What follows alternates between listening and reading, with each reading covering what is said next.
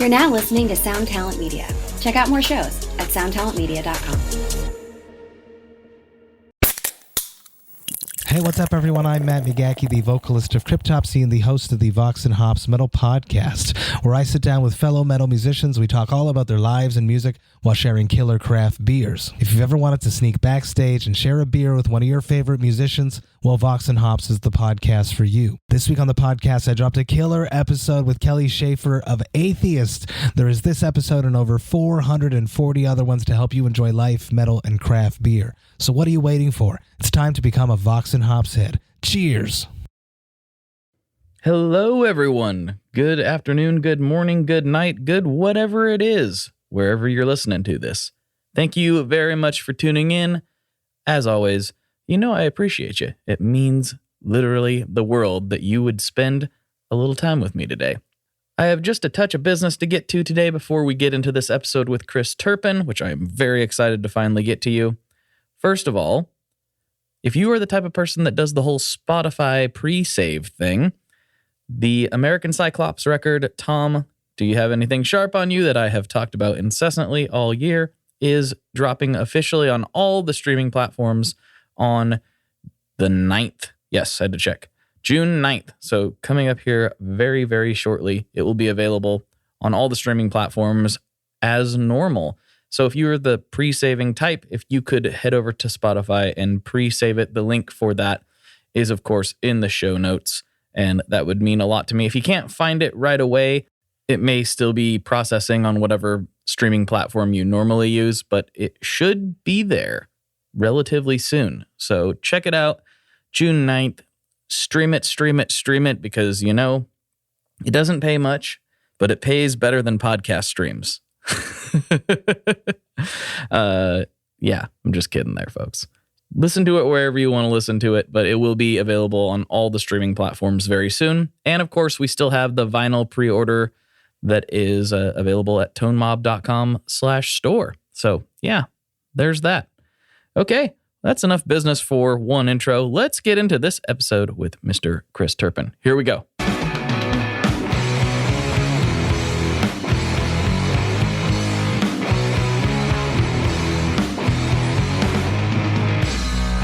Hello, everyone. Welcome to another episode of the Tone Mob Podcast, the show about guitar stuff occasionally, sometimes. I'm your host, Blake Weiland, and with me today I have Chris Turpin from Ida Mae, and I mean, lots of stuff, really. How's it going, man? Very good, man. How are you? Fantastic. I'm glad we're finally doing this. Yeah, this is going to be fun. I know we've been online stalking each other for years now. Years. I actually want to start there because it's kind of a funny story for people who don't know. But so I found Chris's account is probably one of the very, very first Instagram accounts that I reshared something from. I was like brand new to the platform. I don't know how long you'd been on there at that point, but I was literally like maybe a couple days I had been on the platform, and like, I wonder if I can use this to do internet things. I had no idea what I was doing, but I was like, well, this is a cool orange amplifier. I don't know what this Surfburst account is, but I'll reshare it and tag them. That seems like a thing that people do. And so I did just that. And I think that's probably about the time we started following each other. And, you know, stalking each other online, like we said, commenting on each other's things back and forth. That all led to a very strange thing that happened where you were in Portland and you went to Old Town Music. You played a very specific 1956 Martin 0017, which I think you liked. And you decided to leave it there. Unbeknownst to me, I was in the market, my family rather was in the market for my dad's 50th birthday, I think it was. We wanted to get him something really special. And I saw that Martin was posted on Old Town's account, and I ran over to check it out, not really thinking I was going to buy it, but we did. And then you were like, I just played that thing. I almost bought it. And, but yeah, I mean, I started listening to your music clearly. I think you guys are fantastic. I love it so much. Oh, thank you, mate. So excited to get to do this. You are an amazing guitar player, and the tunes you guys craft they're just right for me. I love them. Perfect. Well, thank you very much. So that was a long introduction, but now we're finally, all these years later, the podcast wasn't even a thing yet. I think it was by the time the Martin incident happened, but yeah, here we are finally. Yeah.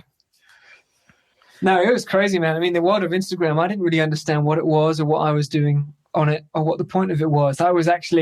I had been working in a vintage and rare guitar shop when I was working with my previous band, and when I was off the road, I was kind of working there and part managing it on the weekends, and I'd gone more full-time with music and was just missing geeking out about instruments all day, every day, especially vintage stuff and that sort of thing. So that's how I ended up using Instagram. I still don't really know what to do with it. I just started posting stuff and sharing images. And never really shared anything in the music I was doing, which in hindsight was probably a bit stupid. And still now, I don't think I've ever gone live or ever sung anything on my Surfburst. It's more just guitar stuff, really. But it's amazing the people that have been connected up with and the things that have happened because of it, and people you end up seeing what I've been doing and watching and following, which I had no idea, is kind of remarkable. It's amazing what can end up happening. I mean, I was talking to my friend Brian Fallon, and he was like, "Oh, you're going to talk to Chris. I love his music, and he seems like such a nice guy." And I'm like, "Oh, you know him too? This is so crazy." Man, it's a small world. It's a small world in terms of Americana music and independent artists, and especially those that love old guitars and songwriting. It's like a filtering process, distillation of people and ideas, especially when you kind of work your way up and you get to play a few shows and meet some people and release some records. You'd be surprised how many people you bump into and get to know, and even playing shows all over the world now in different places, you just run into people. It's kind of astonishingly small. I definitely came from the outside and forced my way into this in a very strange way. And once I got a little more on the inside, I was like, there's really not that many people in this business. I'll get emails from PR firms and things, and some of them will have their artist rosters in their signature. And I'm like, you manage 20 bands that I like, or you represent 20 bands that I like, and it's just this one person. I mean, granted, there are bigger companies, but it's just funny how I think from the outside looking in, this industry looks really, really massive. And I guess that's sort of part of the show. It's just really not that big. Yeah, it's kind of survival of the fittest as well, I think. So certain names and certain people, it's who managed to kind of wade their way through and keep their heads above it all as well. It's a strange way of putting it, but there's not many people out there. Well, there's tons of music, but in terms of even getting a record out, man, that takes so much energy and planning and funding and years in the making, that when you get to that, there's only few artists it's quite rare, out of the goodness knows how many independent artists and music makers that are out there, to get to a point where you're actually putting out a record on a label or through a distributor. Man, that takes some real energy, to get that sort of thing rolling. It does, and it's kind of it's strange to even imagine, when you really sit back and look at how difficult it is to cut through. It's strange to imagine even being able to ever even get a paycheck. It's like, wow, there's a lot of fingers in this pot. I can't believe I made $10. This is wonderful. Yeah, we all know that feeling. Yeah. It's good stuff. Well, I gave the long, convoluted version of how we sort of digitally met and are still digitally meeting. This is through the internet, after all. But I don't know, your full backstory. When did you start playing? When did you pick up the guitar, and how did that lead to where you are today? Oh man, it's such a long story. I don't really know where to start. I grew up in the UK, and I grew up in church choirs, singing sort of English, and British choral music. And grew up with a single parent mum who was a piano teacher. So there was always music every day in the house. That's how she earned her living, was teaching piano. So home from school every day, there was piano music kind of drifting through the house. And that's kind of my introduction to music. And as I got older and hanging out with my dad's, he'd have his record collection and was listening to, anything from, I don't know, Steve Miller to Zeppelin to John Martin to Bob Marley and everything else in between. So, and he played a little bit of guitar. So clearly I thought that was cooler than piano music at that point in time. So I started playing guitar pretty much from then on, from, I don't know, maybe 15 or something. I had friends at school that started to pick up guitars and play. And I kind of had this epiphany one day and went, I could play guitar. So borrowed my mum's Spanish nylon string guitar that she'd had from a previous relationship, and ended up jamming out on this guitar. And that kind of became my deal, kind of my thing. And I just fell madly in love with it. And then from then on, long story short, studied music at college, at university. And that's where I met Steph, my now wife. And we started a rock and roll band that did pretty well. We were signed to an indie label, and then we got signed to a major. We were signed to Warner, and then signed to Sony and EMI, and did 3 records there, and toured all over Europe and the UK, and kind of got a bit kind of known kind of underground. We did quite well in Germany and bits of Switzerland, and toured with some cool people like Gary Clark Jr. and even Brandy Carlisle back in the day. Amazing. And then, that kind of fell apart, as rock and roll bands do. And me and Steph set about kind of starting a new project, which is Ida Mae. And this is when my Instagram started. I was posting more guitars and things that I was playing and learning about and sharing. And we ended up getting signed again to this is a long story. Another major label. We got signed to Decca, Universal, and made half of this record, and then fell out with them, and then finished it on another major label. Wow. Signed by Seymour Stein. If you know who he is, he's an old kind of a New York punk A&R man that signed the Ramones and Talking Heads and Madonna, and finished the record with him, with Ethan Johns. And then we flew to America. We moved to Nashville, and on the flight over, they kind of shut down the part of Warner Brothers that we were signed to. So long story short, we ended up on 30 Tigers, owning our masters and being 100% independent. And then we just, with our good management and good booking agent, hit the ground running and started playing shows kind of non-stop, as I'm sure you've seen, up and down the US, anything from, bars in Mississippi to stadiums and everything in between. We just said yes to everything, playing for free jeans or, free drinks. That was about it. And kind of worked our way up to what we have now and how it's been working. So the start in music, that's a kind of, in a nutshell, the last decade in music, which is kind of wild. But it's been a constant journey, and it still is, especially you throw a pandemic in the mix, and it's I mean, there's a book in there somewhere. I'm not sure what the ending would be. Well, this is probably not where a lot of people, interviewers in particular, expect to go. But anytime I talk to somebody and they've had all these different experiences, specifically with the labels and the business side, I get really fired up about it, because I'm a little bit of I won't say, I used to call myself a little bit anti-label, but I'm coming around to certain things, especially like 30 Tigers. But I always want to hear people's perspectives as much as you can elaborate. You mentioned like you had several major label experiences, and some of them don't sound like they were all that positive. Can you elaborate on like, how did the Decca deal fall apart mid-recording? Well, it is a really long, and I mean, if there are any kind of young musos out there or people in bands trying to There's lots that listen to this.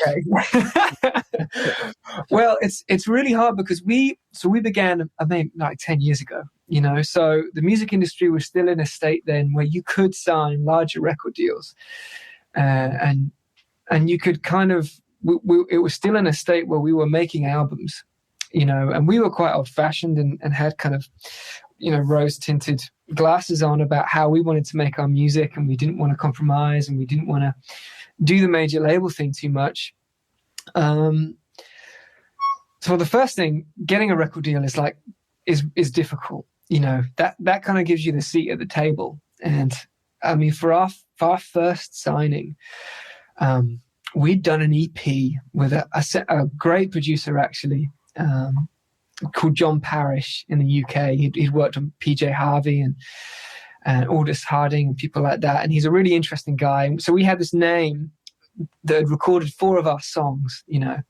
And on the back of this, partly through the course that I was studying, me and a friend of mine had booked ourselves a tour. So we booked ourselves a 36-date tour up and down the UK, which is impossible. There aren't that many places to play. I was going to say, that's not that big of a country. How did you do that? Ridiculous. I was calling up pubs and venues in London, pretending to be a booking agent and just trying to find us shows. And it was through all of a sudden getting this list of dates and kind of getting some artwork in this EP that we suddenly had some interest from A&R people. And in the early days, we worked with a great record company, One Little Independent Records in the UK. And they had a very kind of punk ethos to music. And they really allowed us to do exactly what we wanted. And that was fantastic in some ways and difficult in others. And first off, it's incredibly expensive to make a record with a band in the studio. Yes. It's incredibly expensive. I mean, you can rack up a bill of $30,000 to $250,000 relatively easily, depending on where you're recording and the kind of producer that you're working with. And so in our early days, we were very lucky to work in some astonishing studios because labels were still willing to kind of spend that money. That was kind of the status quo. So in that respect, labels work in a really kind of backwards business model where they have to spend a huge amount before they stand any chance of making any money back. And that's quite an old model, which is beginning to change now. So we were lucky to work in Ocean Way, in Los Angeles. And we were lucky to work in Abbey Road a few times and try out all these different producers, which was, I appreciate now, just so lucky to be in those spaces and to be afforded that opportunity. But in doing so, you have to sell, you're giving a large percentage of what you do away. 50% of anything that you make once you've recouped, you've paid off your debt, will go to the record company forever. So it's kind of like paying off your mortgage and then continuing to pay the interest forever. Mm-hmm. So what do you get by signing to a major label? Well, one, you get afforded the opportunity to work, in these incredible spaces if you want to. 2, their name gets you to incredible places. So if you want to work with a big name producer that has a large fee attached to them, well, the major label is able to have the bait and the money to pay for you to go and work with these people. So in that respect, they can get their foot in the door to all sorts of things. And they also have a name and a roster that means something. So, if you're signed to, Decca like we were, or Sire or something, it's Warner, it comes with a kind of weight that there's a roster of artists you're then affiliated with. So, Decca is Rolling Stones or some of the Beatles or whoever it is, or at the time it was, the Lumineers were on the same label or whatever that they're toting is the big thing that label is working with at the time. You kind of fall in line with those and you become affiliated. So you have some kind of status quo, I guess. But that's also a blessing and a curse because you're then fighting for breathing space on a label that is stretched, and they really only care about the people that are making the biggest profits. So that's a kind of rough way of saying some of the positives of a label, I guess. And when it works, and I have some friends that have done fantastically well on big labels, but the majority of my friends haven't done haven't done well. And terrible things can happen, like you can be shelved and you can be smothered. So if, Lady Gaga releases her album the same week as your little, kind of smaller album on Warner or whatever label you run, you're competing for airspace and breathing space, and they just don't have the capacity in-house, the press department and the radio, to work your record as well as everything else that they've coming on for this larger record, and it's all hands on ship, But bear in mind, a larger label does have all that in-house. They have press and PR and radio, which is kind of amazing. And digital as well. looking after people's social media and that sort of thing. So there are positives, but I don't know, man. You give a lot away and you can get shelved. So yeah, you can, for example, if one of our big concerns is that we would have gotten stuck. A lot of bands have been kind of drowned on labels and won't get out because they've signed these big deals and the record company has invested, I don't know, nearly $500,000 in a project that hasn't really made the money back that it needed to. And when you get in that sort of situation, the record company don't want to let you go because you've spent so much money, and they want to recoup it. And the last thing they would want you to do is go off to another record label with a clean slate, and all of a sudden all their hard work and money that they've put in is suddenly capitalized on by another rival record company. So then people get stuck and held on labels for years and years and years. So there are negatives. You are kind of playing with fire when you get these kind of major deals. But now, from what I understand, a lot of these deals are quite different. I was getting, we were working and operating as a band. And like I said, to record a band is a lot of money. If you're a 4 or 5 piece band, that's 5 mouths to feed.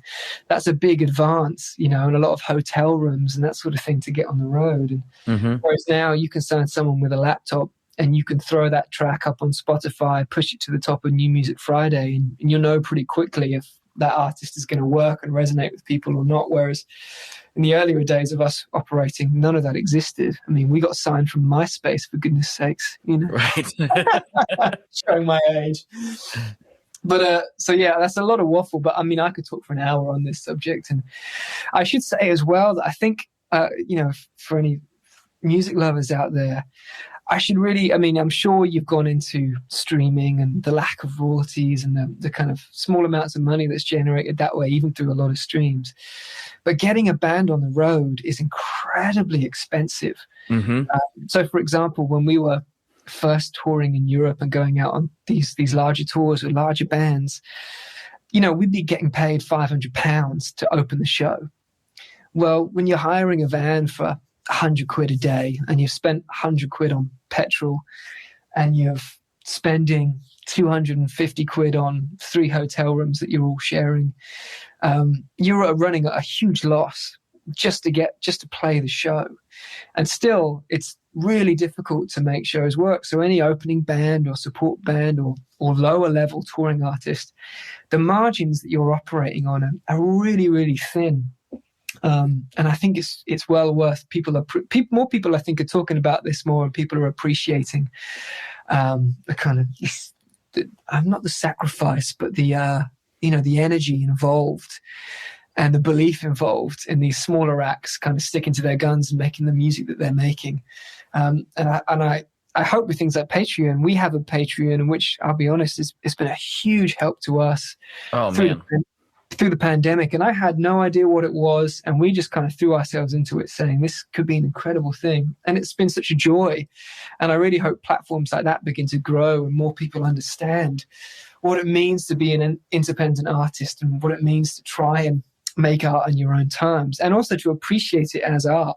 I think the chimera and myth of the big rock stars, they're earning huge sums of money, they're out there, but it's not everyone.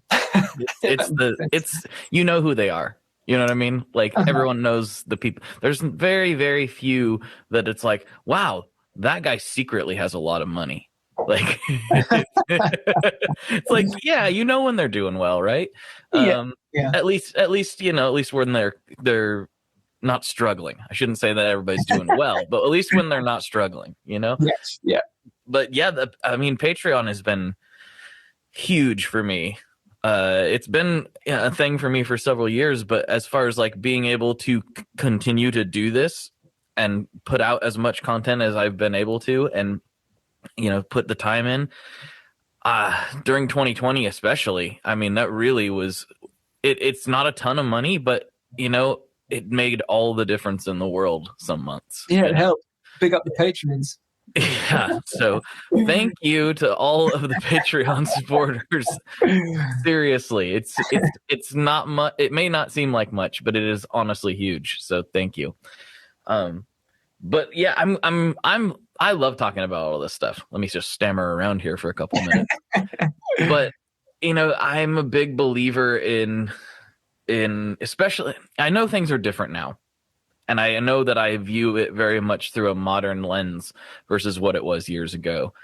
But I think, and I've used this example so many times, but like Billie Eilish and her brother made one of the biggest records in the world in their bedroom, and I know not everybody can do that with every single style that's out there, but it's becoming more and more attainable all the time with the amount of technology and gear we have available to record.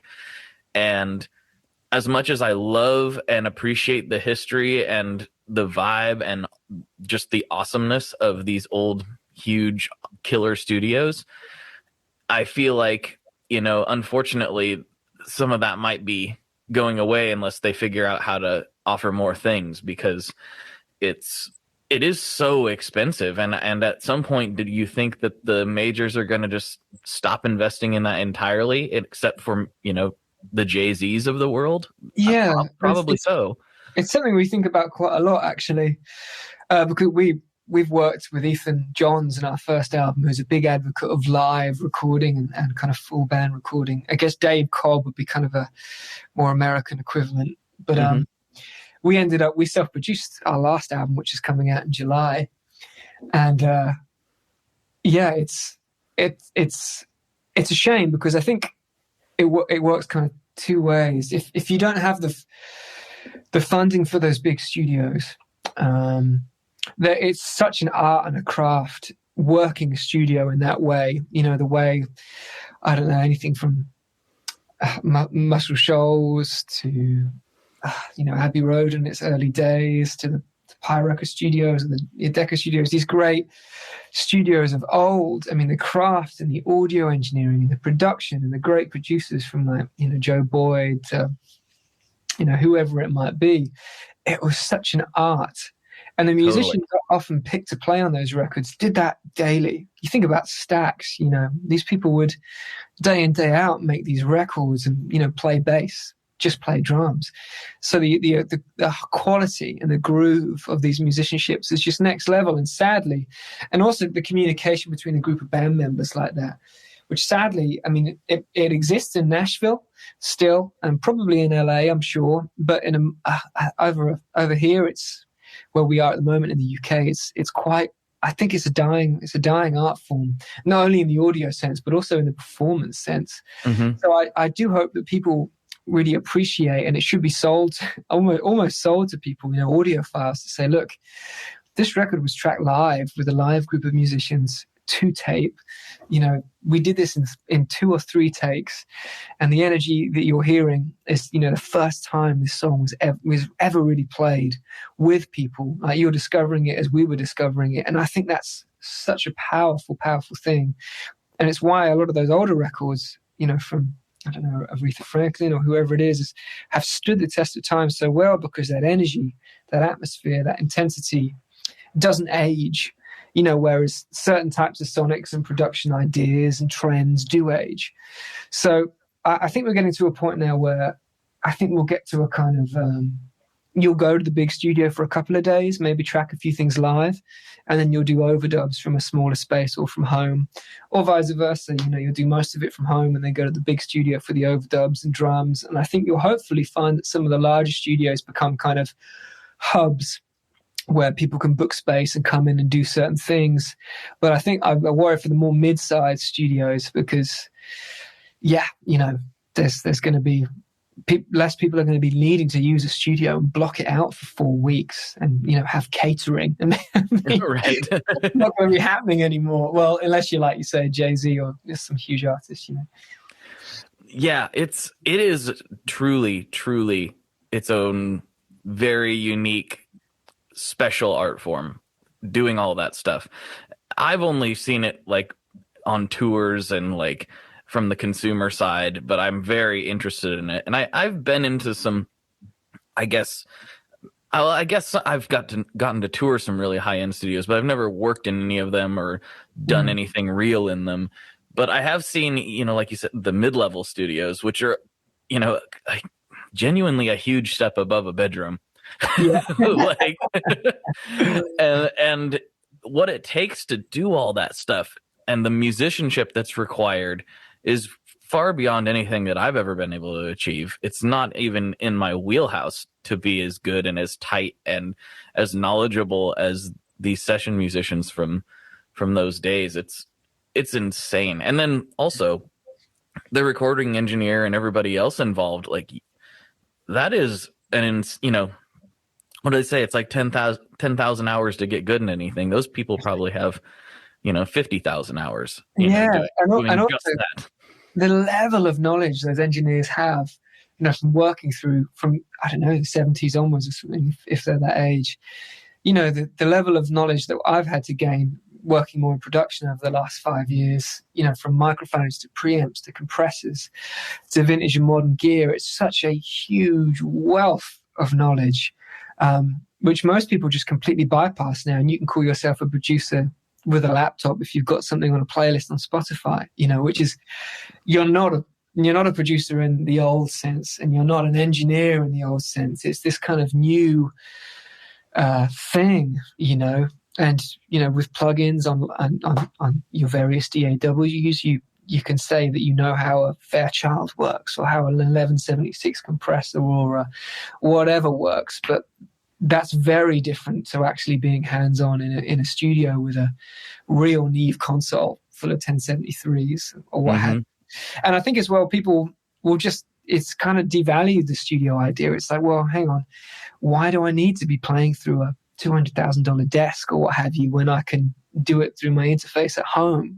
What you're recording through right now. Right. It's kind of like, well, if like you say, Billie Eilish can do it, why do I need to be in the same studio that Tom Petty recorded in, or what have you? It's kind of it's fantastic in a way, because it's just it's democratized the whole thing, which is kind of amazing. But at the same time, I often wonder what has been lost. And one thing I will say for more modern recording, whilst we're still getting geeky about this stuff, is I think, and this is one thing that I'm really, really I'd like to stress in anything that we've done or those old records that you listen to and love, is that when it comes to recording digitally, you're always playing to a grid. You can see a line, you can see where the beat is and where the beat should be if you're playing to a click track. Same when you're singing vocals and you're tuning them, you can see where the note should be and where you've landed. And it's very, very easy when you're multi-tracking and doing various takes and comping things together to just make everything perfect, which is why I can't listen to a lot of very modern music, or at least it doesn't float my boat in the same way, because it doesn't have because it's so easy to iron out mistakes and faults, and if you're not on that line, then it's incorrect, right? This is what the plugins and people on tutorials online and YouTube tell us, and very sadly, that irons out an awful lot of the expression and dynamic and creative choices you're making when you make a record. So I think we're getting to a point now where I'm worried that will be lost. So for example, with our last record, we were recording through a computer, through an interface. We'd spent as much money as we could on analog gear, but we still tracked the whole record live. Like, we have a song called Deep River with Marcus on it, and that song was tracked in 3 takes, just me live with an acoustic guitar, no click tracks, and no overdub vocals, no nothing. We did that with a lot of the record because when we were working with Ethan, we began to discuss the kind of emotional narrative of a take and a song. And when you're listening to someone sing something start to finish, there's a real journey in that. And if there's a mistake and there's an error, well, if you tweak that or you change that, what do you really gain? It kind of feels to me like diminishing returns. So it's like, whether you're listening to something from, Stax, or you're listening to, I don't know, some of those early White Stripes records, or you're listening to Robert Johnson, all of that is tracked live. And you can feel this energy, the Carter Family, anything. There's an energy and a movement that comes in those takes that is lost when you work to a grid and you tune things up too much. And also, if you aren't willing to have spill, working in small bedrooms like yourself, or like we've all done, where you're tracking an acoustic guitar and a vocal, and you're nervous because the acoustic guitar is spilling into the vocal mic and vice versa. Man, that's the dangerous place when you're not playing your songs and kind of performing them, and you're breaking everything up into parts like that. It's I think it's something people need to. I wish more people would know about, especially when they're listening to albums and how they were recorded, because it's a huge creative choice and an artistic choice, and it really affects how a record feels and sounds and lives and breathes and becomes what it is, and different, it's horses for courses, depending on the sort of artist you are and how you want to make music. It's not one kind of size fits all, but it's definitely for us, it was a real choice to make music warts and all, keep the mistakes in. Yeah, I think there's a lot to be said for that. I just finished a solo record earlier this year, and I'm sure everyone listening to this is getting really tired of me talking about it because I keep talking about it. But and it's a very different thing than playing with a band, because I'm doing it all by myself, all pretty much at night, with just this ludicrous amount of effects. But most of those songs are one take, sometimes two takes, and they're all, it sounds like it's really hard to pick out what's going on, but there's really only 2 amps mic'd up, and everything else is done through the effects and the playing and the dynamics. Some people are asking me like, oh yeah, what how many guitars are on that? I'm like, just one, like just one. But I purposely left a lot of mistakes in there. I could have taken a lot of stuff out, faded it out. It's just this really weird atmospheric horror movie music. So like I could have tweaked it to the nth degree. Yeah, it could have all been perfect, quote unquote. But I left a lot of it in because I was like, I don't know. I've come to this conclusion of if it sounds good, it is good. Yeah. And also that's how it's exciting. I always think of a quote. I think it was the Carter family were recording back in 1920, whatever it was. And Maybelle had made some terrible mistake on the record, and the A&R men were there. And she was like, oh, we've got to recut it. Like, please, can we redo it? But of course, it was so expensive because of the shellac and da-da-da. And the A&R man said, no way. When people hear that mistake, they'll think, oh, what's going to happen next? Mm-hmm. And there's something to be said for that, because I think for me, when I first discovered like what I knew were the kind of live recordings, I don't know, like Fairport Convention or Blind Willie McTell or something like that, it was like all of a sudden I was transported through time to the source of like rock and roll and these musical moments, and I was stood in the room with them as it unfolded, and I feel that about the Stax takes with Aretha Franklin and Wilson Pickett or whatever. It's like I'm in the room feeling this go down, and that is, I mean, unquantifiable how exciting that is. It's insane when you really think about it. It's really powerful. They do this really cool thing in Nashville, and maybe you went there and saw this. I'm not sure, but I love Nashville. I love going there, and it's my home away from home. But we went there and did a bunch of the touristy stuff. And one of the touristy things that I super recommend to everybody is the tour of RCA Studio B. It's so cool. They take you through and they explain who recorded there and blah, they give you all this stuff. But one of the coolest things they do is they take you into the main room, and they turn off all the lights, and they play Elvis as he tracked there. And when you're in there, I mean, it feels like the ghost of Elvis Presley is in there with you. It is unreal. Yeah, it is incredible. Yeah, and it's just so cool. I don't know. I could have stayed in there all day and just looked at the walls. I was like, there's so much. These walls have heard everything. Oh, it's mad. Yeah. It's so crazy. And then in Memphis, they've got the same thing there, with Sun Studios. With Sun Studios there. And yeah, I love these places. They're so interesting to me. We did a similar thing in our old band. We did a little bit of acoustic recording in Abbey Road. And we were in the main kind of Beatles room, from the pictures. and we finished singing the first song. And I can remember getting like chills from my fingertips to my toes and my heart beating, because I was listening through headphones, to us singing. And the echo of that room, it was like I'd heard that echo, that room sound on every Beatles record growing up. Like I just knew it innately. And all of a sudden it was us echoing in it. And it was the weirdest thing. It was quite incredible. It is mad. But, I don't know. And I agree about the live recording thing as well. On our Patreon, I've been mentoring and teaching guitar and songwriting to a fair few students, which has been just one of the best things I think I've done in a long time. But yeah, we're beginning to get into recording EPs with a few people and working on songs and getting into recording. And man, there's a couple of recordings I'm like, if you were just in a room with a band, you'd have done this in half an hour. Right. But right now, like wading through plugins and this and drum sounds, and it's like, oh God, you go down that rabbit hole and you've been there for 3 days solid, trying to get the drums to sound right and through MIDI notes or something, and it's like, oh man. It's a bit of a buzzkill recording that way sometimes. It's a lot of energy to learn that stuff properly. Yeah, it's it is. I think when you're playing with the band, it is something else versus the digital MIDI drummer. You can look at them, you can like give each other that knowing smile, and you're both about to do something ridiculous. Yeah, exactly. Yeah. It's so much better. Yeah. Yeah. Yep, for sure.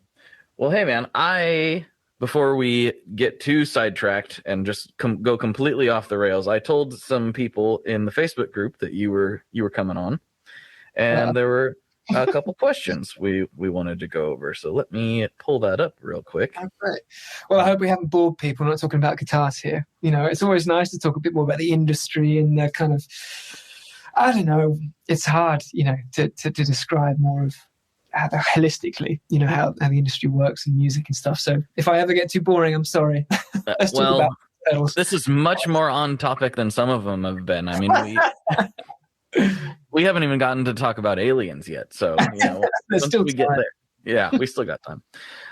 All right. Here we go. Emilio Rizzo, he says, do you have any concerns about touring with your vintage gear? He's got so much cool stuff. And he also made a comment saying, such a killer slide player, which is true. So, well, thank you very much.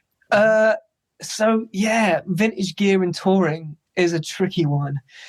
So typically when me and Steph go out as a duo, I'll take 3 guitars and an amp. And if we're doing a larger show, it'll be a keyboard and 2 amps or something. So it's not a huge setup. So for the vintage stuff, I have a lot of it. It's used kind of in a home studio kind of setup, and I don't take too much of it out. But what I did find is, again, when I was younger and working in vintage guitars and, being able to we were trading Blackguard Tellys and, pre-war Martins and real old amps. So I just got hooked. I was playing guitars well out of my league.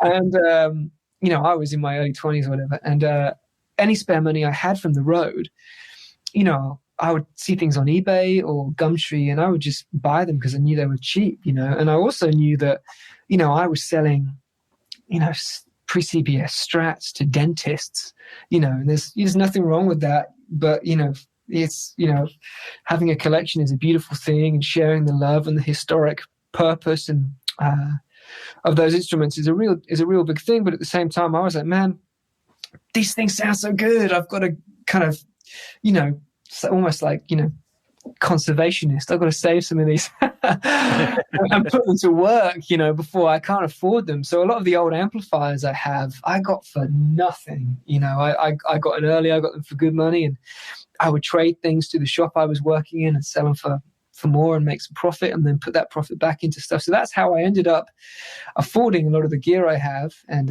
just finding bargains. And for me, amplifiers were my kind of gateway drug into vintage guitars, because they were always cheaper. You could buy, my Fender Pro Reverb 67 I picked up for nothing, and all that. Those kind of Silvertone amps now are still really, really cheap in America. And then you can get sounds out of those.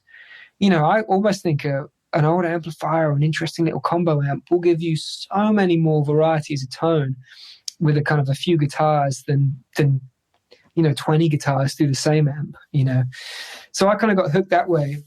And I found, actually, this is going up to what I take on the road, vintage amplifiers, especially old Fenders, those designs are indestructible. I'm lucky to work with some great guitar companies now, and I've taken a lot of modern stuff out on the road, and it breaks. It breaks. We were on a tour, and I was using a modern amp, one of the bigger tours that we were on, and I think it was the fifth show. This amplifier just shook itself to pieces. Like all the screws were coming out and the valves were microphonic and it was crackling and certain buttons were jumping. And I just got sick of it. I'm kind of handy with a soldering iron. I can work out what's wrong with an old amp. So I went back to buying old vintage amps. I got this old silver face Vibrachamp that I got kind of made relatively bulletproof, and put so the valves don't fall out, change the valve bases. But other than that amplifier is kind of indestructible, and I actually carry it in my hand luggage. So when we're flying, I'll take it through, security, and I'll put it under the seat in front of me, like I would a handbag, That's awesome. And it works on US power and UK power, and it's indestructible. And I've used that thing in front of 10,000 people and in front of 4 people, and that amplifier, if anything goes wrong, I'll just change a valve and it's fine. If a cap goes, I'll just solder it out and it'll be fine. These modern amps with big PCBs, if that goes down on me on the road, I can't fix it. I'll have to go and buy a spare or get something sent to me, or so I'm actually more confident in a lot of the vintage gear we own than I am the modern stuff. Even this little Princeton we have, this 64 Princeton that Steph has been using, it's not going to go wrong. And if it does, I know how to fix it because they're so simple and such beautiful designs and so well laid out. When it comes to guitars, I use an old acoustic, an old 1920s acoustic, which that is stupid taking that out on the road. It doesn't have a truss rod, but someone before me has I think strutted it up pretty heavily and put some new frets in it. And that guitar is so light, it's about 4 pounds. So when I check it in my flight case and the baggage handlers throw it around, it's kind of so light that I don't think it will do itself any damage. Like it just can't. And all my other guitars are resonators that I take out, and they're all made of solid brass, so that they should be fine, Right. But that little guitar is getting some cracks and some holes, but it's not. I got it for like 200 quid. It's not worth any money. So I don't worry about it. I have a Martin D18 that I adore. It's not an old one, but that's a guitar that I just don't dare take it out on the road. Mm-hmm. It will get destroyed. So, stuff like when I take electrics out, I use a lot of Gretsch's and Fenders. I use a Telecaster or a Duojet, which are just the best sounding guitars. And they're kind of indestructible. They kind of work fine, and they're modern equivalents. I've played a lot of old Gretsch's and old Tellys, and some are good and some are bad. But these ones I've got lucky. They're not the coolest looking. I had this candy apple red Telecaster that I'm currently trying to get a better telly. Because it's just not cool, man. It's cool because it's a telly, but man, something about a brand new lipstick red Telecaster. I love it, but I need to up my game a bit on the cool stakes there. My other guitars are cool. I need to do something about that. Yeah, I hear you. That stuff is kind of indestructible. A good old Fender amp. I implore everyone out there to sell your modern boutique amplifier, your PCB amps, and just go and buy a silver face Fender or a black face Fender, a Princeton or a Deluxe, because you'll never have any problems. It'll always go up in value. Even if you bash it around, it'll be fantastic. But I will say I really love these modern Vox hand-wired amplifiers. I don't know if you've tried any of those, but for the money, I think they're some of the best sounding modern boutique amps that aren't boutique prices money can buy. So I've been using those a lot in the studio and on the road in the UK. So yeah, that's my rambling answer. Is I don't use too much. Old stuff. I think that makes a lot of sense. They're kind of like, old muscle cars in a weird way, where it's like if something goes wrong with one of those, barring anything disastrous, it's like I could figure out how to change the spark plug wires. They're not that hard. Yeah. They're right there. Anywhere you go, any garage you go to, they're going to know how to fix it. It's not a Tesla, Yeah, exactly. My Bugatti Veyron's broke down. Well, that's it. You're done. Yeah. And I mean, the same goes for a lot of my equipment, man. I'm a huge, I know we're all boutique pedal lovers and we love the rarest gear, and we all know that the next first pedal we buy is going to change our lives. Of course. And the next, poly, reverse, delay, chorus, stereo pedal is going to transform our live rig. I know that, right? but the reality is, man, is I love Boss stuff. Like, I use a lot of Boss stuff and just stuff that's indestructible. I've had the same overdrive pedal for like a decade, I'm embarrassed to say. So I don't kind of go in with a lot of the current trends. I'll use stuff if people offer and they want me to try stuff. And if I'm really interested in something, I'll ask people, hey, can I try it? But really, like I use a Zvex Boxer Rock and a Blues Driver and a Boss Reverb and an Analog Man fuzz pedal. And that's kind of what I've used for forever. I mean, if it ain't broke, don't fix it, right? Yeah, that's kind of the way I am. And when you're on the road and doing tiny openers to big shows, man, you just need something super dependable. And I'm starting to get a little bit more. Boss hooked me up with this. I'm trying out this GT1000 Core, which is kind of like a multi-effects unit.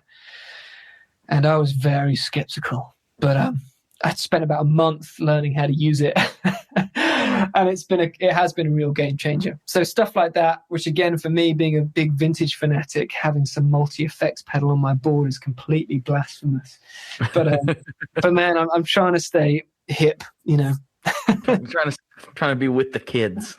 Yeah, I'm trying to do what they do, But I mean, profiling. Sorry about that. I just can't do that. Step too far. It's too much for you. It's too much. Yeah, I mean, fun for recording, but I'm sorry, I'm just not in that club yet. Maybe one day I will be. I'm not either. I'm just not. It's I understand it, right? I get it. I get why you would do it. And I just talked to several people who just were talking about how much they love it. I just don't care. Yeah, man, I am telling you, having had the opportunity to play some amazing amps, and it's a bit like old stuff. Some is good and some is bad, right? We all know that. Yeah, I've played bursts that I prefer an Epiphone, Les Paul, it's not all fantastic, but I promise you, if you hear a real, vintage, good condition 59 Tweed Deluxe with the old blue Jensen, and you're in the same space as that room, as that amplifier with a Fender guitar, it is an astonishing sound. And I'm lucky enough to own a few amplifiers that I have this Tweed Princeton, which is just, I'm like, man, you get in a room with one of those, I mean, you kind of go, well, I don't want a Kemper, right. It's I always think of it as, cooking or something. It's like Italian style cooking is like 3 ingredients, but they're the best ingredients, as opposed to, McDonald's or something, where it's like 1,001 different E numbers to get to something that kind of tastes almost good, Right. That's a good analogy. I like that. All right, we've got a couple more questions from the Facebook group here, and this one I'm actually very interested in myself. Nick, I'm sorry, I always butcher your last name, and you've corrected me like 400 times, but I still am going to screw it up, but I'm pretty sure it's View. I'm pretty sure it is. I think I got it this time. He's a big fan. I know he was excited. I told him you were coming on a long time ago, and he's been excited about it ever since. So that's awesome. Well, amen. Yeah. He wants to know where you picked up that thumb rake you use in your style. Interesting. I have absolutely no idea how that stuff ended up happening, really. So I play with a thumb pick, and I never really, and I'm sure if you're a fan of my playing, thank you. And those on my kind of Instagram page that watch me play, I should probably apologize. I kind of stopped posting, probably foolishly now, videos of me playing more guitar and stuff, because I was getting a lot of guitar followers, and I kind of didn't want to be one of these, one of these guitar players that was kind of gurning into their iPhone. I kind of said, it's not really my deal. I want to write songs and make records, and that'd be my art. And I didn't want to go too far down that. So I stopped for quite a long time posting more pictures of gear and playing, which now, as these algorithms change, as we all know, I'm thinking, damn, maybe I should play more. But so I have this weird style where I use a thumb pick. And that was a complete fluke. So I fell in love with early finger picking. I listened to a lot of Bert Jansch and John Renbourn, but really I fell in love with early blues picking, which is like Reverend Gary Davis and Fred McDowell and the kind of forefathers of rock and roll. And these guys were doing this thumb bass pattern and using a thumb pick. And I learned a lot of that stuff through Stefan Grossman, a guitar player. And I learned a lot of these early ragtime pieces just because I wanted to learn where rock and roll came from and really appreciate what it meant, and also to inform my own writing and playing. So I ended up using this thumb pick mainly because I was in a band and I wanted to be able to play solos. I'd learned how to shred up and down a pentatonic scale a bit, and I wanted to be able to do both, and the thumb pick allowed me to do that. And just naturally over time I developed some kind of really weird rhythmic things and cross rhythms and these weird pick scrapes, which I don't really know where that came from. I think it probably came from a tiny bit of footage of Buddy Guy playing with Big Mama Thornton. He's playing his ash-bodied Strat on a German TV show, and just before it comes in, he plays this little bit of guitar through a tweed bassman, and I just thought it was the coolest sound. And that kind of clip of, 15 seconds of guitar playing, I often think about, especially with my electric guitar playing, I think about that kind of pick scrapes he was doing there. And also I think just Hendrix had these incredibly fluid moves up and down the electric guitar, kind of like no one else.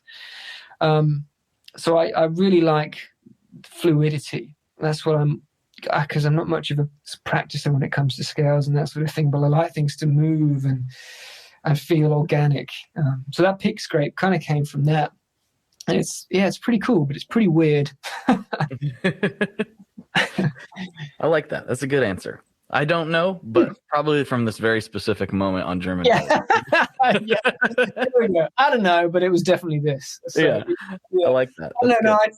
It's funny because people ask, when we're doing interviews, what are your biggest influences and stuff, especially in guitar playing? And man, I don't listen to a lot of guitar music. I'm not really interested. I love certain guitar players and I'm getting better at it, but I don't sit down and listen to instrumental guitar music. There's a few guitar players I adore. Like recently I've discovered Jim Oblon, who is the drummer for Paul Simon, but also this astonishing guitar player that kind of has this weird, somewhere between Jeff Beck and Julian Lage or something like that, if I'm saying that right.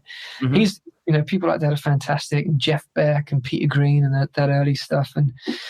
But I was more interested in people like Lightning Hopkins, and Bert Jansch, or John Martin rather, who had their own worlds and styles of playing and vocabulary that was just completely their own thing. So I never really practiced that much, and I did, and I can do my modes and scales and stuff, but I was never really interested in that. I was more interested in making a kind of a unique way of playing that was more my thing. My point being is that I think about these little moments as informing my playing more than, sitting down and learning a certain piece of music or 17 tabbed out guitar pieces by whoever. I never really did that. I was just more interested in whatever that moment was, that sound. I want to get a little piece of that, I want to find out how to do that myself. Anyway, I'm rambling. That makes a ton of sense though. I get it. It. Nick also has another question for you, and I'll see if I can sum this up here. He says, his electrics have a real low and spongy tone to them, elastic-like. Most dudes go for high tension on slide, It doesn't seem like that is Chris's thing. I'd really like to know more because he still digs in really hard. So what are you doing for your strings and stuff on there? What are you doing? Yeah, it's really weird. So a lot of people, when you start playing slide, say you need massive like cable strings and a really high action, and which is why I think that puts a ton of people off, because that's like an entire guitar you have to dedicate to playing slide, and that sucks. And especially on the road and when you're starting out, man, you don't have enough money to be justifying extra guitars just to play slide. So I kind of came to the deal where it's like I wanted to be able to play slide on anything, anywhere, with anyone. If I was sitting in with people or hanging out or around someone's house and we're jamming, I don't want conditions to be absolutely perfect, for me to be able to do it. So, and also I change around so much. If we were on tour and I can only take one guitar, for fly shows, I need to be able to play slide and standard tuning on it. I need to be able to play electric stuff and, cowboy chords. So pretty much on my electrics, I use standard 10 gauge, and on my acoustics, I use standard 12 gauge. And I use Elixir strings. On my resonators, I actually use electric strings for the pickups, which kind of mute some of the high end, which is quite nice and makes them feel a little silkier. But yeah, I think if you look at people like Ry Cooder and you watch their, I've been teaching a lot of this slide stuff over Patreon, and the kind of the upstrokes and that sort of thing that he does, and the note muting and playing lead lines with your fingers rather than a pick is a really, really good way of developing a much lighter touch and being able to use lighter strings. And also using lighter slides. Again, a lot of people tend to use heavy steel or brass slides. And if you do that, there's just more pressure down on the string. So you end up bashing into frets and grinding up your frets, and they're inaccurate. Whereas I tend to use ceramic slides, which are a lot lighter, which means you can get away with playing them on lighter strings. And especially on electric, I've actually found I really enjoy kind of corsed in, I think that's how you say it, bottle slides, kind of really light glass slides, because they're much, much lighter, so you can be a lot more tactile and smooth and fast with them. And I've just kind of got into the habit of doing that. And also because I'm mainly accompanying myself, if I was trying to kind of soar over a band, I might want to have some heavier tension and more drive. But most of the time it's just, me and Steph, so I don't need to do that. So yeah, I've just kind of adapted to it, really. I don't use a high action. I like a low action on all my guitars. I've just got used to it. Yeah, it's just just carrying on regardless. Even if I'm watching the frets going, sod it, I'm not going to do it. But I will say on some of my guitars, and I recommend this to people I've been working with as well, is putting on a 16 gauge top E string, just on the top E string. That can be really, really helpful. You can take it off again, but just put it on. And that will really, really help you develop your accuracy and sustain on your kind of slide lead lines on your top Really? string. I struggle really badly with slide. And a bunch of the stuff you said is me. I used to play with a glass slide, and I kept, because this is just because I'm dumb, I kept knocking them off my amplifier and breaking them. Yeah, that's why I don't tour with them. I've done it. I've done that so many times. So I was like, forget about it. I'm buying a brass slide, which I have this really nice swamp slide from the Rock Slide. I really like it. It's a beautiful piece, but it is heavy. And I don't have none of my guitars are quote unquote set up for slide. So they all have pretty low actions, including my resonator. Because I like to play them normal too. I like to play them without slide, and I don't want them to be that high. But I'm terrible at slide. I'm terrible at it. I've tried so many different things, and it's bad. But I'm curious, why does that 16 gauge high E help? What does that do? It's just more tension, It's just more tension, so it makes it easier to fret and to slide, and the notes will sustain for longer because there's just more kind of gravity and mass to the string. So that really, really helps just to get sustain and then develop your accuracy from there. Like I say, and you can always take it off. You don't have to change the setup of the guitar or anything like that. Right. And yes, ceramic slides. I use these Rocky Mountain slides from this relatively wild bloke that lives out in Colorado. He's a really cool dude. He has a website, and quite a few people use his stuff, and they're really kind of rustic slides. They don't have flat edges, or they're kind of bubbly and wonky, and they're just brilliant. And they're really light, but they have mass, which definitely I think makes it a little easier to work with. And yeah, it's weird. I never really consider myself much of a slide player, but I kind of have. I guess it's what I do. So I don't know why I think that. But, there's so many other great players out there that are so much more technically able than I am. I'm a very kind of purist when it comes to that sort of thing. I like melody and keeping it simple, and very simple players like your Rory Gallagher's and Kelly Joe Phelps, and like I say Fred McDowell and people like that. I like that kind of slide stuff, which is relatively simple, compared to what Ariel Posen is doing, something like that. Right. Yeah, that guy's ridiculous. Yeah. He's so good. Amazing. All right, man. Well, we've reached the 60-minute mark, and I still have 2 classic questions to get into with you before we sign off. All right. But before we do that, I want to give you the opportunity to put up a billboard. If you have something you've wanted to say to a few thousand people, tell your great aunt that her casserole's amazing, or whatever it is that you want to do. Now is your time to shine. Well, yeah, I guess just support your arts. I think now is a really important moment for independent music makers and people that are trying to do new things. And if you're guitar lovers as well, I'm sure you've spoken about algorithms on Instagram, and just try and find people that are doing something really, really interesting and get behind them and kind of buy in to what people are doing. And I especially encourage people, I think, and artists to make albums of music and to think of it as art rather than just, clicks on a page and streams and views. Try and find people that are trying to make something that's a little longer lasting. I don't know. This is how I think about, because especially with guitar music, it's a big thing for me, man. Like I don't want guitar music to just become people, sharing little clips on TikTok or Instagram. I hope these amazing guitar players will go out and find bands and make records, and it become more than just an exercise in technical ability, and kind of larger things are made from it.